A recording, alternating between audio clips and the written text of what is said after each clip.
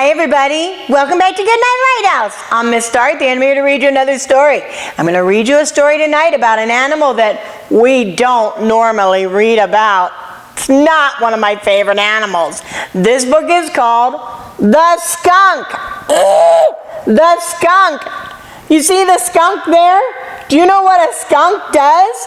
Okay, so a skunk smells really bad. And if you get too close to them and you scare them, they spray a smelly spray on you. And it smells so horrible. I don't know why we would be reading a book about a skunk. But we need to get in here and find out what's going on with this skunk and this guy who looks really afraid of the skunk, which I would be too. Are you ready to get inside and find out all about this skunk? Good. I need you to sit up and listen up because here we go. The Skunk, written by Mac Barnett, art by Patrick McDonnell. When I left my house, there was a skunk on my doorstep. Oh no, he opened his door and found a skunk there. That would be frightening. I kept very still. I did not want to startle him, but the skunk did not seem scared. Slowly and carefully, I backed away and started down the street. He was not going to let that skunk get startled, because if the skunk gets startled, it's going to spray him with stinky stuff. The skunk started right after me. We walked together a few blocks. I thought it was funny that a skunk and I could be going in the same direction. But after a mile, I realized I was being followed. The skunk is following him. When I sped up, the skunk sped up. When I slowed, the skunk slowed. The man stopped for coffee, and so did the skunk. I took many wild turns, and so did the skunk. It's definitely following him.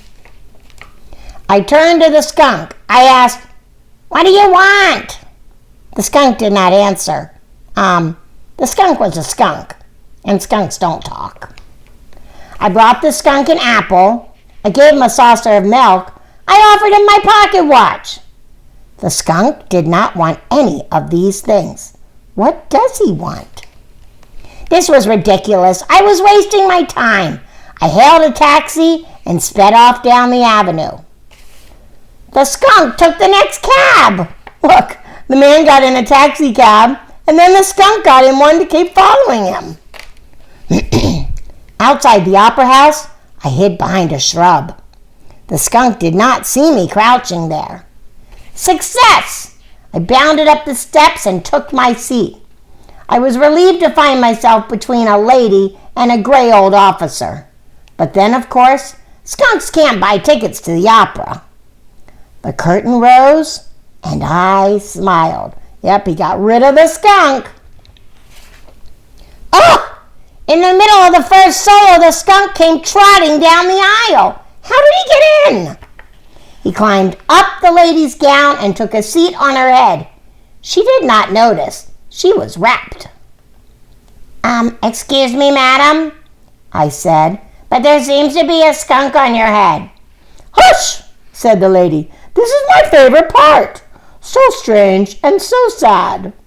She doesn't know there's a skunk sitting right on her head. I had to escape. I excused myself and hurried out a fire exit. The skunk pursued me across the city. He followed me through the sculpture garden and the cemetery. I could not get away. I ran to the carnival and bought a ticket to the Ferris wheel. The skunk boarded the gondola after mine. We rode around in great circles. He was not getting nearer, but he was not getting any further away. They're both on the Ferris wheel. They just keep going round and round. I'll admit that I began to panic. I ran past the wharf and turned down an alley. It was a dead end. The skunk walked towards me. Go away, skunk, I shouted. But the skunk came closer and closer. I lifted a manhole and climbed down into the sewers. I hurried underneath the streets. Many times I paused to catch my breath, but never for long. I had to go on. He was really desperate to get away from that skunk. When I came up, I was in a different part of the city. I found a new house. I brought new things. He's not going to go back to his old house because he thinks the skunk will be there. And on my first night, when I opened my bedroom door, guess who was waiting there for me? What? Nobody! Yay, he got away. I threw myself a party. I cooked a large dinner. People brought me gifts. Look, he's having a big welcome home party, and there's no skunk there. After dessert, during the dancing, I thought about the skunk. What was he doing? Was he looking for me? Was he back in his burrow? Was he following someone else? Uh-oh. Now he's worried about the skunk. I left the party to find my skunk. He was not in the alley. He was not in the carnival. He was not beneath the city. I could not find him anywhere. I searched and I searched. There was the skunk. I trailed him down the sidewalk, carefully to remain hidden. Now he's following the skunk. I think I will keep an eye on him and make sure he does not follow me again. That was a really silly book. Why was that skunk following that guy everywhere? Everywhere he went, the skunk went. He tried to run from him. He couldn't. He tried to go down in the sewers. He couldn't get away from him. He went everywhere. Then he finally got away from the skunk, and he went to a new house, and he brought all new stuff because he didn't want to ever see that skunk again.